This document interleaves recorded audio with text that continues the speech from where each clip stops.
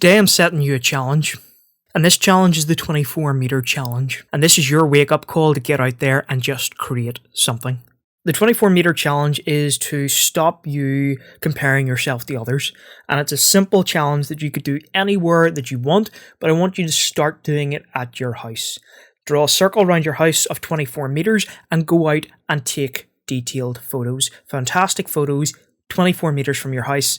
That's the only stipulation. The reason being that I chose 24 meters is because it limits you to an area, and this will stop all those negative thoughts inside your head of, oh, I can't travel to this place, or I can't travel to that place, or I don't have any good photos to take. And the 24 meter challenge hones you in on a certain location to get you to think, to get you to go out and look for specific details that you otherwise would have missed. And this is going to be a toolkit for that whenever you're in those good locations, or those new locations, or the locations that you want to shoot in, it'll give you that extra skill of stopping and looking and finding something that isn't glaringly obvious. So without further ado, grab your camera. It doesn't matter if it's a phone camera, it doesn't matter what it is. Grab your camera, find out where your 24 meter cutoff point is, and get out there and shoot. So yeah, hopefully you're looking at this and you're realizing this doesn't look very interesting. But that is the point of the 24 meter challenge. It is to find things that are interesting and just roll with it. So although this dung pile doesn't look interesting, or this tree doesn't look interesting, or that tree doesn't look interesting, it's about finding those small, intricate, interesting details. For example, if we turn around to here, we have an abandoned car. We could definitely get something out of that there. And here is this small set of photos from the car, and this is a great photo set to post on Instagram. It has story, it has character, and it's got almost the way that I've edited it, a post-apocalyptic vibe towards it. And that's just from some close-up detailed shots of different textures and elements of the front grille removed from that car. And it was a stone's throw away from my house, and very, very simple to photograph. Already I've been outside for maybe about 5 minutes or so. And although you might not have the abandoned car shots that we got, you could easily do that with small and fine details of your own motor car. If you don't have a pet, well, okay, there's another element that you can't really use. But for example here, this composition isn't too bad. It's got a wee bit of leafy details, and if we punch in on that, you could definitely make something that nice bokeh blurred background by dropping that f-stop a wee bit. And to be honest, I think this is a composition that we can work with. And again, this is only, if even, 5 meters from my house, 10 meters from my house. But I mean, this 24 meter challenge can be used in any sort of aspect.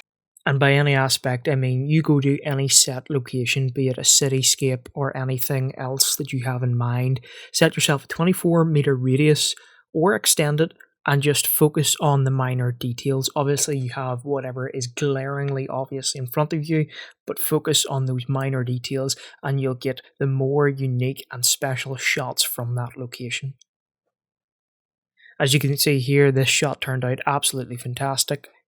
And then, as I said, if you have pets, absolute photograph gold. You can always photograph your pets. They might not be up for it, but slap on a fast shutter speed and you'll be able to take them in action, doing all the different little funny poses and movements that they'll do. And finally, this photo here of my dog is absolutely fantastic. I think the characteristics on its face are so funny. It's like you've just itched that really good spot, and it's like, yes. Now, I may be at a bit of an advantage at being at a farm. I could turn around and, lo and behold, have geese right there to photograph and shoot. But you know what? I'm going to make this as interesting as possible. And even a composition as simplistic as dew on the grass. There's something in here that if we look hard enough, we could almost certainly find a composition.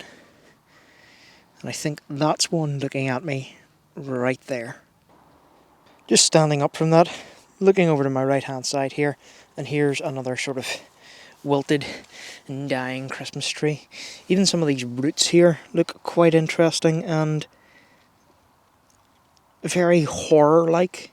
So there's another 2 shots right here. Something that incorporates these roots, and then again something that's going to incorporate the branches of this tree. And looking at the dew on the grass shot, you know, it's textured, it's layered, it's got different elements going on for it. I mean, I could sit and recompose this shot again and get different angles. If you had a macro lens, then this would be absolutely fantastic. I could have even pulled out my probe lens and worked with it. But the point of this exercise and this challenge is to show you that everything detail-wise, something interesting is at your feet, and all you have to do is look for it. Moving along to the root shot here, I think I got nice details of the dead sort of branches or whatever this is coming up from this plant pot. It's got nice rooted textures, and everywhere you look, you're looking at more and more detail captured from the roots right to the branches and everything in between. And finally, looking at the sort of branch shot, I just went for a contemporary piece, focused in on different elements with a lot of bokeh around the branch itself. And, you know, it's a contemporary shot, it's not too bad, you can definitely work with it. And finally, I had two more shots here where I came across an old plant pot with moss growing out of it. Again, it's another detailed shot that it's quite interesting to look at. I mean, I could have even dropped that down and captured the root system that's going on in the see-through glass. And then there was a hole in the decking that we have, and looking through, it just looked like a Jurassic Park landscape with the fern bushes and the green moss growing there. So that was just aiming the camera down through a decking, through a hole that had created itself, and just photographing nature as it stands.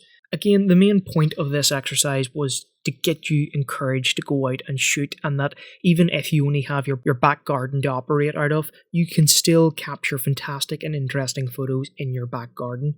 And then whenever you apply this method of learning, this challenge to every sort of situation that you go to, then you can take interesting photos wherever you go. Again, hopefully this has inspired some of you to get out there and shoot today, even if it is on your phone or your camera or using whatever equipment that you have on offer. Just get out there and create something. As always, if you've enjoyed the video, please do feel free to give it a like and hit that thumbs up button.